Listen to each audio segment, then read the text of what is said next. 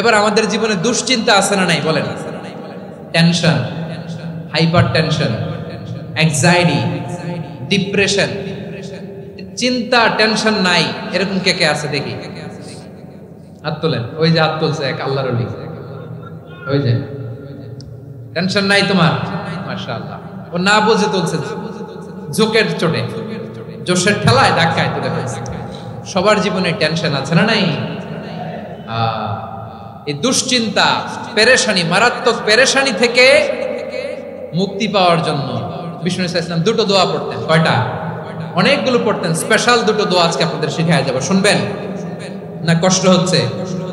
সংক্ষিপ্ত মুনাজাত দিয়ে দেই। ওরে আল্লাহ, আমি তো 9:30 ক্রস করে ফেলছি মাসুদ ভাই, খেয়াল করে নেই। আরো কয়েক মিনিট, ঠিক আছে ঠিক আছে। পেরেশানিতে পড়লে, টেনশনে পড়লে এই দোয়াটা, প্রিয় ভাইরা, বিষ্ণু ইসলাম যখন খুব বিপদে পড়তেন, দুশ্চিন্তা ওনাকে ঘিরে ধরতো, উনি পড়তেন ইয়া হাইয়ু ইয়া কাইয়ুম বিরহমাতিকা আস্তাগীথ, ইয়া হাইয়ু ইয়া কাইয়ুম বিরহমাতিকা আস্তাগীথ, ইয়া হাইয়ু ইয়া কাইয়ুম, হে শাশ্বত অবিনশ্বর, হে চিরঞ্জীব, বিরহমাতিকা আস্তাগীথ, তোমার রহমতের উসিলায় তোমার কাছে ফরিয়াদ করি। এটা পড়তেন। আবার আরেক বর্ণনায় এসেছে ইয়া হাইয়ু ইয়া কাইয়ুম বিরহমাতিকা আস্তাগীথ আসলিহ লি শা'নি কুল্লাহু ওয়ালা তাকিলনি ইলা নাফসি তারফাতা আইন। আসলিহ লি শা'নি কুল্লাহ, আল্লাহ আমার সবকিছু আপনি সেটেল করে দেন। আমাদের সব ঝামেলা সেটেল করে দিতে পারে কে?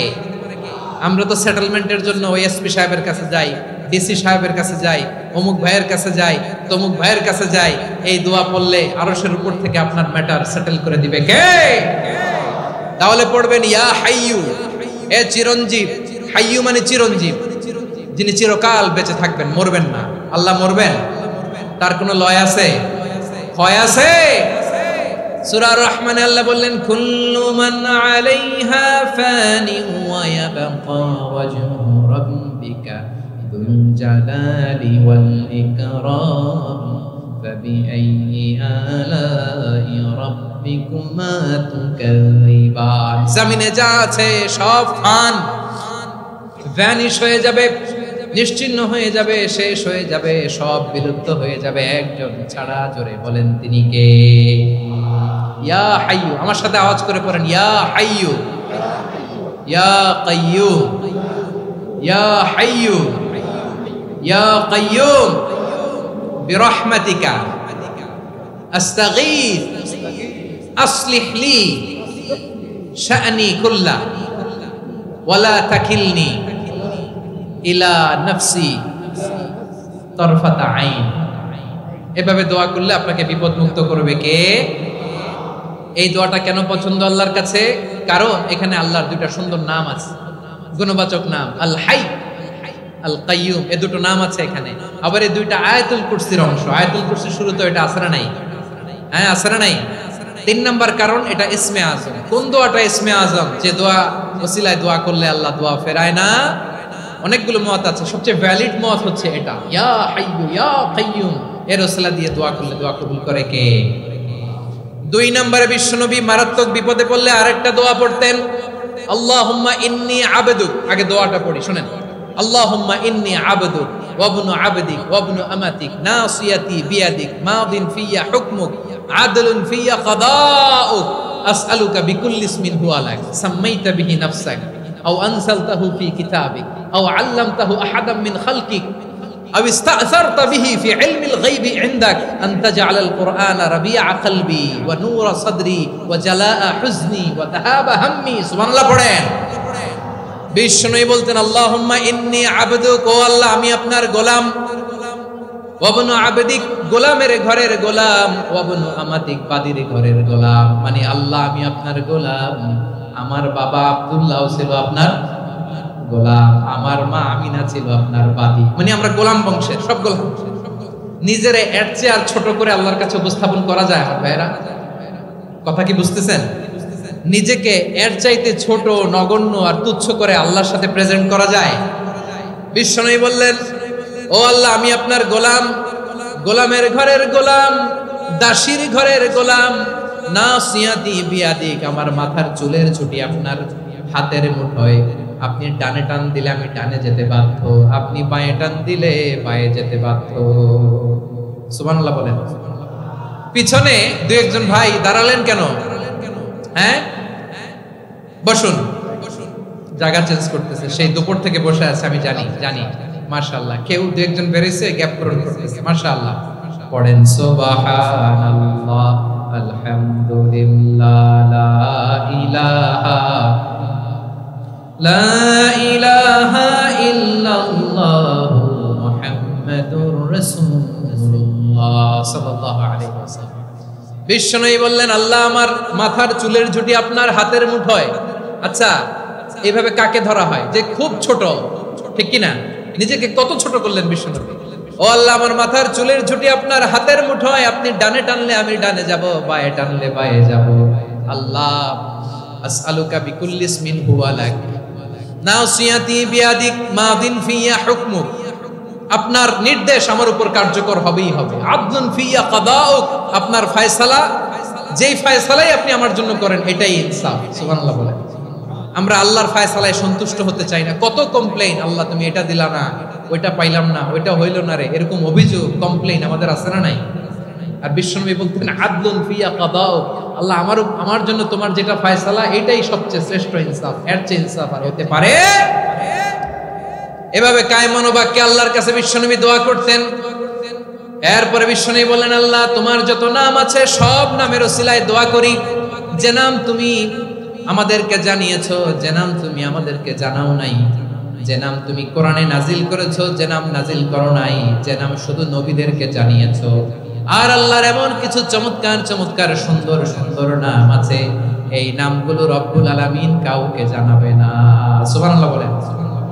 আমরা তো 99 নাম জানি, 100 নাম জানি আল্লাহ, কিন্তু আল্লাহর এমনও কিছু নাম আছে যেগুলো আল্লাহ বিশ্বনবীরও জানায় নাই। এগুলো আল্লাহ ইলমুল গায়বে রেখে দিয়েছেন। দোয়ার সময় বলবেন, আল্লাহ তোমার যেই নামগুলো জানি, যেগুলো জানি না, যেগুলো কোরআনে আছে, যেগুলো নাই, যেগুলো নবীরে খাস ভাবে জানাইছো ওগুলোর উসিলায়, যেগুলো কোনোদিন জানাবাও না, তোমার ওই নামের উসিলাও তোমার কাছে চাও। আল্লাহ কোরআনকে আমার হৃদয়ের বসন্ত বানাও, আমার বক্ষের জ্যোতি বানাও, আমার চিন্তা দুশ্চিন্তা তুমি দূর করে দাও। বিশ্বনবী বললেন, এই কালিমাগুলো, এই বাক্যগুলো পড়ে যদি কেউ আল্লাহর কাছে ফরিয়াদ করে, তার হৃদয় থেকে দুশ্চিন্তা কাটিয়ে দিবে কে? পড়বেন, এই দোয়াগুলো পড়বেন। আচ্ছা, সব শেষে বলি, ঋণের বোঝায় যারা জর্জরিত, বিষ্ণু ইসলাম চমৎকার একটা দোয়া শিখিয়েছেন। আমাদের অনেকে ঋণের বোঝায় জর্জরিত, আছে না নাই? এদিকে কেউ আছেন? থাকলে হাত তোলার দরকার নেই, থাকলে এই দোয়াটা পড়বেন। এক সাহাবীর নাম আবু উমামা, নামাজের ওয়াক্ত ছাড়া উনি মসজিদে যেয়ে বসে আছে। বিশ্বনবী বললেন, কি রে আবু উমামা, নামাজের তো ওয়াক্ত হয় না, মসজিদে কি? সাহাবী বলে, হুমুমুন লাজিমাতনি ওয়া দুয়ুন, নবী গো, ঋণের বোঝায় এমন টেনশনে আছি, ঘরে থাকতে পারলাম না, মসজিদে চলে আসছে। বিশ্বনবী বলেন, আমি কি তোমার এমন একটা দোয়া শিখাবো যেটা পড়লে আল্লাহ তাআলা তোমার ঋণের বোঝা হালকা করে দিবে? আবু উমামা বললেন, ইয়া রাসূলুল্লাহ, অবশ্যই শিখাবেন। বিশ্বনবী বললেন, তাহলে তুমি পড়বা, আল্লাহুম্মা ইন্নী আউযু বিকা মিনাল হাম্মি ওয়াল হাযান ওয়া আউযু বিকা মিনাল জুবনি ওয়াল বুখল ওয়া আউযু বিকা মিন গালাবাতিদ দাইনি ওয়া কাহরির রিজাল।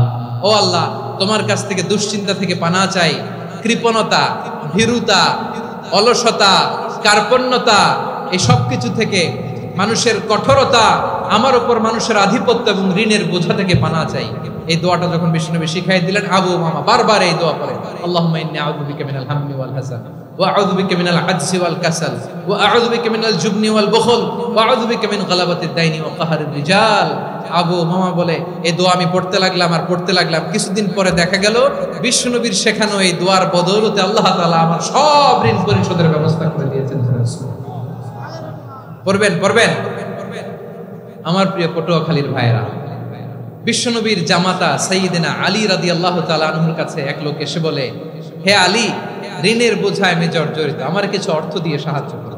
সাইয়্যিদিনা আলী রাদিয়াল্লাহু তাআলা আনহু বললেন, আমি কি তোমারে এমন একটা দোয়া শিখাবো যেটা বিশ্বনবী আমাদের শিখিয়েছেন?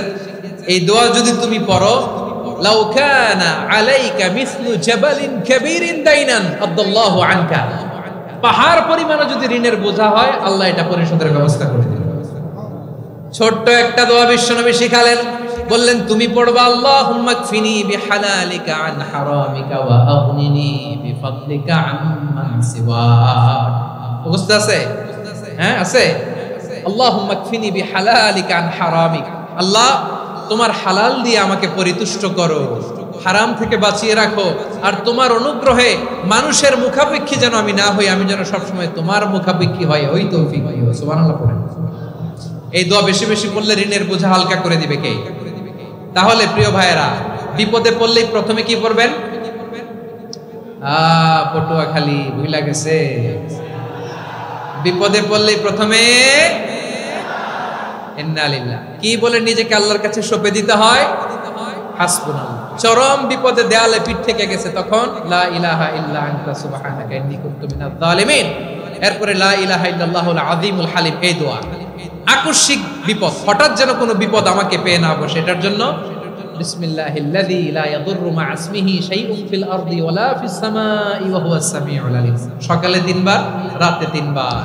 আর মারাত্মক tension, hyper tension, anxiety, depression থেকে বাঁচার জন্য 2 দোয়া, ইয়া হাইয়্যু ইয়া কাইয়্যুম, ইয়া হাইয়্যু ইয়া কাইয়্যুম, মনে থাকবে?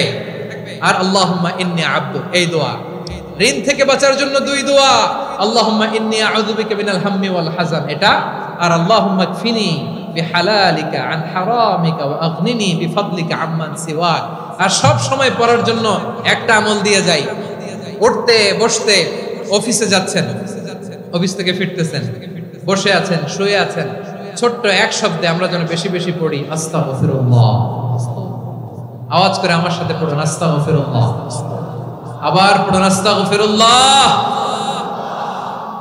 আল্লাহ রাসূল সাল্লাল্লাহু আলাইহি ওয়াসাল্লাম বলেন, মান লাজিমাল ইস্তিগফার, যে সব সময় এরকম ইস্তিগফারের সাথে লেগে থাকে, জাআলাল্লাহু লাহু মিন কুল্লি যিকিন মাখরাজা, আল্লাহ তাআলা তাকে কোনো বিপদে আটকান না, সে জীবনে আটকাবে না, যে কোনো বিপদে আল্লাহ তার রাস্তা বের করে দিবেন। Way out, you will get a way out, a solution. সুবহানাল্লাহ। ওয়া মিন কুল্লি হাম্মিন ফারাজা, দুশ্চিন্তা মুক্ত হবে। ওয়া ইয়ারযুকহু মিন হাইসু লা ইয়াহতাসিব, এমন জায়গা থেকে আল্লাহ রিজিকের বন্দোবস্ত করবে যেটা সে কল্পনাও করে নাই। আওয়াজ করে পড়েন সুবহানাল্লাহ। তাহলে মনে থাকবে আস্তাগফিরুল্লাহর কথা। সব শেষ কথা বলবো, সব শেষ আমার প্রিয় ভাইয়েরা। এটা গেল নিজের বিপদ। কিসের বিপদ? নিজে যদি বিপদে পড়ে। অন্যের বিপদ যদি দেখেন, এটার জন্য একটা দোয়া আছে। অনেক সময় আমরা দেখি হাসপাতালে ক্যান্সারের 3rd স্টেজে চলে গেছে, লোকটা হ্যাংলা হয়ে, চিকন হয়ে, হায়রে কি কষ্ট পায়, দেখি না? বিষ্ণু বলে, একটা দোয়া যদি কেউ অন্যের কোনো বিপদ দেখে পড়ে, ওই বিপদ তার জীবনে কখনো আসবে না।